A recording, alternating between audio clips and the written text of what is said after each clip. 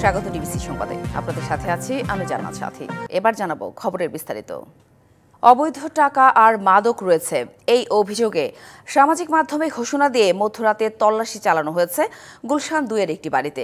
তছনছ করা হয়েছে সবকিছু। বাড়ির কাজের লোকেরা জানিয়েছেন সাবেক এমপি তানভীর ইমামের শ্বশুরবাড়ির এটা। ঘটনার কিছুক্ষণ পর আইনশৃঙ্খলা বাহিনীর সদস্যরা উপস্থিত হলেও এ নিয়ে কথা বলেননি কেউ। বিপুল অবৈধ টাকা লুকিয়ে রাখা হয়েছে এমন অজুহাতে রাত 11টার দিকে গুলশান 2-এর একটি বাড়ির 4 তলার ফ্ল্যাটে ঢুকে 20 থেকে 30 ব্যক্তি তছনছ করে আলমারি, ওয়ার্ড্রোব, লাগেজ থেকে শুরু করে সবকিছু। জানা গেছে বাড়িটি সাবেক প্রধানমন্ত্রী শেখ হাসিনার রাজনৈতিক উপদেষ্টা এস.টি. ইমামের ছেলে তানভীর ইমামের শ্বশুরের। রাত 12টার দিকে গুলশান থানা পুলিশ ঘটনাস্থলে আসে। প্রায় 30 মিনিট পর ঘটনাস্থলে আসে সেনাবাহিনী ও র্যাবও। এরপর বাড়িতে ব্যারিকেড দিয়ে ভেতরে প্রবেশ করে সেনাবাহিনীর একটি দল। বাড়িতে প্রবেশকারীরা জানান ফ্ল্যাটে এস.টি. ইমামের ছেলের অবৈধ টাকা রাখা হয়েছে জেনে এসেছেন তারা। আইন শৃঙ্খলা রক্ষাকারী বাহিনী ছাড়া বাড়িতে প্রবেশ নিয়ে কোনো সদুত্তর দিতে পারেনি তারা। এটা আমরা তল্লাশি করে দেখতেছি অবৈধ কিছু আছে কিনা, এটাই, আর কোনো কিছু না। আপনাদের কি তল্লাশি করার পারমিশন আছে কিনা? না, আমরাই দেখতেছি নিজেরা, এটাই। আমি মোবাইল অন করেছি, আমি কোনো কিছু তো হাতও দেই নাই, আমি কিছু ধরিও নাই। বিভিন্ন হত্যা মামলার আসামি এখানে লুকিয়ে আছে, এই সংবাদ আমরা পাইছি। আমরা এখনো শুনতেছি যে দোতলা আছে। বাড়ির গৃহকর্মীরা জানান তানভীর ইমামের সাথে প্রায় 27 বছর আগে বিবাহ বিচ্ছেদ হয় বাসার মালিকের। তিনি বর্তমানে বিদেশে থাকেন। আমার সাহেবের মেয়ে থাকতো। সাহেবের নাম বলেন? সাহেবের রহমান শরীফ। জি না, যেটা তানভীর ইমাম সাহেব, এটা রহমান শরীফ সাহেবের বাসা। তাহলে তানভীর সাহেবের শ্বশুরবাড়ি? শ্বশুরবাড়িতে এখন না, মানে 2001 সালের দিকে সারাসারি হয়ে গেছে। প্রায় 2:30টার দিকে গণমাধ্যমের উপস্থিতিতে আইন শৃঙ্খলা রক্ষাকারী বাহিনীর সামনে দিয়ে বের হয়ে যান প্রবেশকারীরা। এ বিষয়ে বারবার যোগাযোগ করার চেষ্টা করা হলেও গণমাধ্যমের সাথে কথা বলেননি আইন শৃঙ্খলা রক্ষাকারী বাহিনীর কেউ।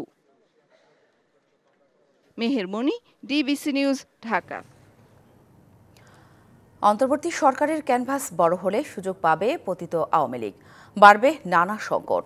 ছাত্রদের নতুন দল গঠনের পর অন্তর্বর্তী সরকারের নিরপেক্ষতা নিয়েও রয়েছে প্রশ্ন। এত সব প্রশ্ন সামাল দিতে রাজনীতির নয়া মেরুকরণে কৌশলী বিএনপি। ভোটের মাঠে নিজেদের অস্তিত্ব রক্ষায় তৃণমূলকে সতর্ক বার্তা দিয়ে রেখেছে কেন্দ্রীয় বিএনপি। সাফ জানিয়ে দেওয়া হয়েছে সংগঠন বিরোধীদের কোনো ছাড় নয়, তাগিদ দেওয়া হয়েছে জনগণের আস্থা অর্জনের উপর। আগামী নির্বাচন ঘিরে নানা পরিকল্পনা নিয়ে মাঠে তৎপর রাজনৈতিক দলগুলো, যদিও এখন পর্যন্ত নির্বাচন নিয়ে নেই সুনির্দিষ্ট রোডম্যাপ। পালাবদলের পর রাজনীতির মাঠে সোচ্চার বিএনপি। অনেকটা নতুন রূপে ফিরে এসেছে একসময়ে বিএনপির জোটসঙ্গী জামায়াতে ইসলামী। সেই সঙ্গে নতুন দল নিয়ে এসেছেন গণঅভ্যুত্থানের নেতৃত্বে থাকা শিক্ষার্থীরাও। সমতা ভিত্তিক ও জনগণের প্রতিনিধিত্বকারী রাজনৈতিক দল। রাজনীতির মাঠে নয় মেরুকরণে বারবার কৌশল নিতে ব্যস্ত বিএনপি। দলটি মনে করছে অন্তর্বর্তী সরকারের ক্যানভাস বড় হলে সুযোগ পাবে পতিত আওয়ামী লীগ, বাড়বে নানা সংকট। জনগণের মধ্যে একটা উষ্মা সৃষ্টি হচ্ছে যে কেন এই সরকার একটা নির্বাচনের দিকে যাচ্ছে না। আমি মনে করি যে ওনারা ডিসেম্বর বলেছে, ওনারা আরো দ্রুত নির্বাচনী রুটম্যাপ দিয়ে কাজে লেগে পড়া উচিত। ওনাদের ক্যানভাস বেশি বড় করলে জনগণের মধ্যে সন্দেহ সৃষ্টি হবে, এতে কিন্তু তৃতীয় পক্ষ সুযোগ পেয়ে যাবে।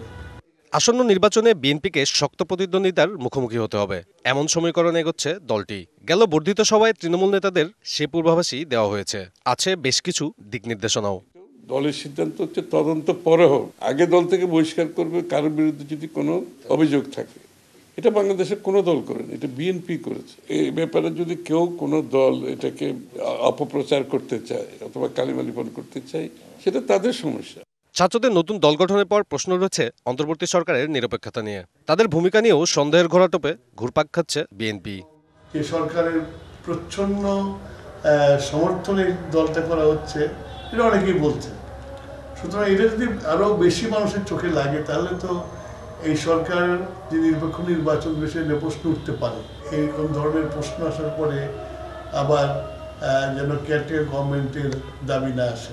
এবারকার নির্বাচন খুবই ডিফিকাল্ট নির্বাচন। যারা নতুন দল আসছে তারা তাদের অধিকার আছে তাদের কথাগুলো বলার, অধিকারগুলো বাস্তবায়নের একটাই পথ, সেটা হচ্ছে জনগণের নির্বাচনে অংশগ্রহণ করে জনগণের কাছে আপনার ম্যান্ডেটটা আপনি চাইতে হবে, জনগণ ম্যান্ডেট দেবে এবং সংসদে সেগুলো পাশ করে বাস্তবায়ন করা হবে। এদিকে ৩১ দফা অনুযায়ী রাজনীতির মাঠ গোছানোর পাশাপাশি রমজান মাস ঘিরে সারা দেশে ইফতার ও দোয়া মাহফিল করছে বিএনপি। এ সময় দলের নেতাকর্মীদের সামাজিক কর্মকাণ্ডে জনসম্পৃক্ত থাকারও নির্দেশনা দেওয়া হয়েছে। সাব্বির রোজ, ডিবিসি নিউজ, ঢাকা। বাংলাদেশে জুলাই আগস্টের অভ্যুত্থানে মানবাধিকার লঙ্ঘন ও নিপীড়নের ঘটনায় জাতিসংঘের তথ্য অনুসন্ধানে প্রতিবেদন নিয়ে সদস্য দেশগুলোকে ব্রিফ করবেন বিশ্ব সংস্থাটির মানবাধিকার বিষয়ক হাই কমিশনার ফলকার তুর্ক। সুইজারল্যান্ডের জেনেভায় এই ব্রিফ শুরু হবে বুধবার বাংলাদেশ সময় সন্ধ্যা ৬টায়। এতে অন্তর্বর্তী সরকার ও নাগরিক সমাজের প্রতিনিধিরাও যোগ দেবেন। ব্রিফটি জাতিসংঘের মানবাধিকার বিষয়ক সংস্থার ইউটিউব চ্যানেলেও সরাসরি সম্প্রচার করা হবে। ফলকার তুর্কের আশা, জাতিসংঘের তথ্য অনুসন্ধান প্রতিবেদনে বাংলাদেশের প্রকৃত ও বাস্তব চিত্র তুলে ধরায় তা জবাবদিহি, ক্ষতিপূরণ ও পরিস্থিতির উত্তরণে ও সংস্কারকে সমর্থন করবে।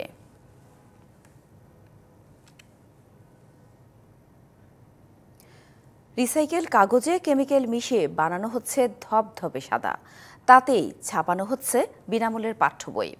যাতে স্বাস্থ্য ঝুঁকি বাড়ছে, শিশুদের মান কমছে পাঠ্য বইয়ের। এবার বেশ কয়েকটি ছাপাখানার এমন কার্যক্রম চিহ্নিত করেছে জাতীয় শিক্ষাক্রম ও পাঠ্যপুস্তক বোর্ড। এর মধ্যে প্রায় ১ লাখ বই ফেরত দেওয়ার নির্দেশ দেওয়া হয়েছে ৫টি ছাপাখানাকে।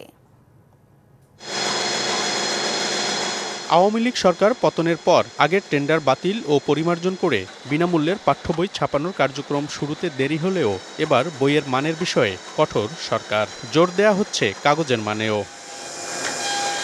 তবে তড়িঘড়ি করে বই ছাপানোর সুযোগ নিয়ে এবার মানহীন কাগজ দেওয়ার চেষ্টা করেছে বেশ কিছু ছাপাখানা। ভয়ঙ্কর বিষয় হলো রিসাইকেল পেপারে কেমিক্যাল মিশিয়ে সাদা বানানো কাগজে বই ছাপানোর বিষয়। বই যখন ছাপা হয় কারখানায় প্রচুর ডাস্ট তৈরি হচ্ছে। এটা কেন? ওই কেমিক্যালগুলো এই ডাস্টটা তৈরি করছে। এটা কারখানার যারা শ্রমিক তাদের স্বাস্থ্যের জন্য একটা ঝুঁকি। দ্বিতীয়ত ঝুঁকি হচ্ছে এই ওয়েস্ট পেপার দিয়ে যখন বইগুলি শিক্ষার্থীদের হাতে যায়, সেখানে তারা বইটা হাত দিয়ে ধরে, সারা বছর এই বই ব্যবহার করে, ক্ষতিকর কেমিক্যাল আছে সেগুলো কিন্তু এর মধ্যে আছে। তো ফলে এইটা যখন শিশু ব্যবহার করে তখন কিন্তু এটা তার স্বাস্থ্য ঝুঁকি বাড়িয়ে দেয়। এরই মধ্যে ৫টি ছাপাখানাকে সতর্ক করেছে জাতীয় শিক্ষাক্রম ও পাঠ্যপুস্তক বোর্ড এনসিটিবি। উপজেলায় পাঠানো প্রায় ১ লাখ বই ফেরত নেয়ার নির্দেশও দেয়া হয়েছে তাদের। রাত্রি ১১টার পরে মেশিনে নিম্নমানের কাগজ দিয়ে বা এই রিসাইকেল পেপার দিয়ে বই ছাপিয়েছে। ইতিমধ্যে আমাদের যে অভিযোগগুলো আমরা বিভিন্নভাবে পেয়েছি সেগুলো দিয়ে কিন্তু আমরা আমাদের কার্যক্রম অব্যাহত রেখেছি যে কোনোভাবেই নিম্নমানের কাগজে শিক্ষার্থীকে বই দেওয়া যাবে না। তবে দায় অস্বীকার করে নানা যুক্তি অভিযুক্ত ছাপাখানা মালিকদের। কাগজের সমস্যা বা বইয়ের সমস্যা বা প্রিন্টিং বাধাইয়ের সমস্যা যদি থাকে আমাদের রিপ্লেসমেন্ট ওয়ারেন্টি আছে। যখন পিএলআই হয় তখন আমাদের কাছে রিপোর্ট আসে যে আপনার এই বইগুলি ছাপা খারাপ হয়েছে বা বাইন্ডিং খারাপ বা কাগজ নিম্নমানের, এইগুলি চেঞ্জ করে দেন, তখন আমরা রিপ্লেস করে দিই। এমন অনিয়মের বিরুদ্ধে ব্যবস্থা নেয়ার কথা বলছে মুদ্রণ শিল্প সমিতিও। এবং দেখা গেল একটা মিলে আমরা কাগজের অর্ডার দিয়েছি, প্রথমে খুব ভালো কাগজ আসছে, পরে দেখা গেল ডাস্ট কাগজ আসতেছে। তো এই ডাস্ট কাগজ আসার কারণে আমাদের প্রিন্টিংয়ের প্রবলেম হয়েছে। টোটাল বিষয়টাকে এবার বিবেচনায় নিতে হবে। শুধু দৃষ্টি যদি দেওয়া হয় যে প্রিন্টারদের উপরে, এটা কিন্তু ঠিক হবে না। পাঠ্য বইয়ের কাগজের মান নিয়ে অনিয়ম ঠেকাতে সরকারকে আরও কঠোর অবস্থানের দাবি জানিয়েছে সংশ্লিষ্ট সবাই। মনিরুল সোহাগ, ডিবিসি নিউজ, ঢাকা। নিপা ভাইরাসে আক্রান্ত হয়ে এরই মধ্যে মৃত্যু হয়েছে ৩ জনের। বিশেষজ্ঞরা বলছেন, কাঁচা খেজুর রস পান সম্পর্কে সচেতনতা না থাকায় এ রোগে আক্রান্ত হবার অন্যতম কারণ। স্বাস্থ্য অধিদপ্তর জানিয়েছে, প্রতিরোধে ব্যবস্থা নিতে নির্দেশ দেওয়া হয়েছে সিভিল সার্জনদের।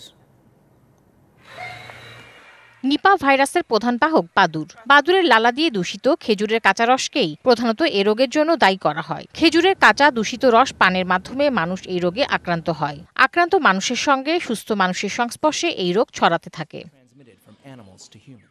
2001 থেকে 2022 সাল পর্যন্ত এ রোগে আক্রান্ত হয়েছেন 325 জন, মারা গেছেন 230 জন।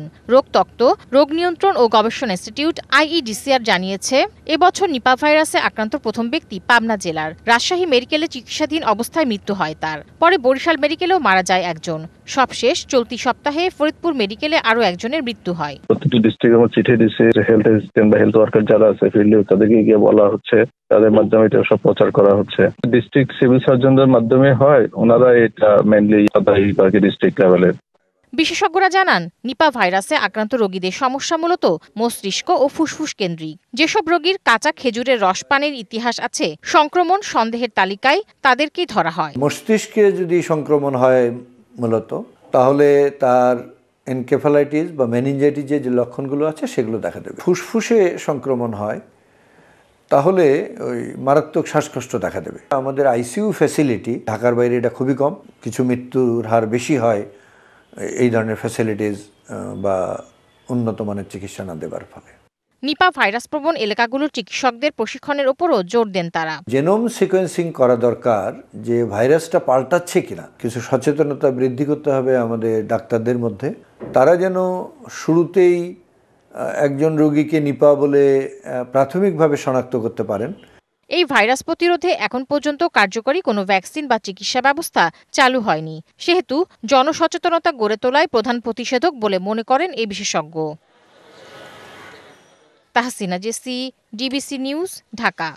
হোয়াইট হাউসে মার্কিন প্রেসিডেন্ট ডোনাল্ড ট্রাম্পের সঙ্গে বৈঠকে বাকবিতণ্ডার ঘটনায় অনুতপ্ত ইউক্রেনের প্রেসিডেন্ট ভলোদিমির জেলেনস্কি। পাশাপাশি প্রেসিডেন্ট ট্রাম্পের বলিষ্ঠ নেতৃত্বে রাশিয়ার সঙ্গে চলমান যুদ্ধের অবসানে কাজ করতে ইউক্রেন প্রস্তুত বলেও জানান তিনি। স্থানীয় সময় মঙ্গলবার এক বিবৃতিতে একথা বলেন ইউক্রেনের প্রেসিডেন্ট। যোগাযোগ মাধ্যম এক্সে দেয়া এক পোস্টে জেলেনস্কি বলেন, ওয়াশিংটনের হোয়াইট হাউসের বৈঠক পরিকল্পনা মাফিক হয়নি, এখন সঠিক কাজ করার সময়। প্রেসিডেন্ট ট্রাম্পের বলিষ্ঠ নেতৃত্বের অধীন শান্তি প্রতিষ্ঠা করতে প্রস্তুত বলেও জানান তিনি। গেল শুক্রবার হোয়াইট হাউসের ওভাল অফিসে বৈঠকে বসেন ট্রাম্প জেলেনস্কি। বৈঠকের এক পর্যায়ে ট্রাম্প ও ভাইস প্রেসিডেন্ট জেডি ভ্যান্সের সাথে বাকবিতণ্ডা হয় জেলেনস্কির। বাতিল হয় দুই প্রেসিডেন্টের পূর্ব নির্ধারিত যৌথ সংবাদ সম্মেলন। এরপর ইউক্রেনকে সব ধরনের সামরিক সহায়তা স্থগিতের ঘোষণা দেয় যুক্তরাষ্ট্র। ট্রাম্পের ঘোষণার পরেই একসাথে কাজ করার কথা জানালেন জেলেনস্কি। ডিবিসি সংবাদে এই ছিল এখনকার মতো। ডিবিসি নিউজের সংবাদগুলো পড়তে ভিজিট করুন dbcnews.tv আর ভিজিট করুন ডিবিসি নিউজের ফেসবুক পেজ এবং ইউটিউব চ্যানেল। ডিবিসির সঙ্গেই থাকুন।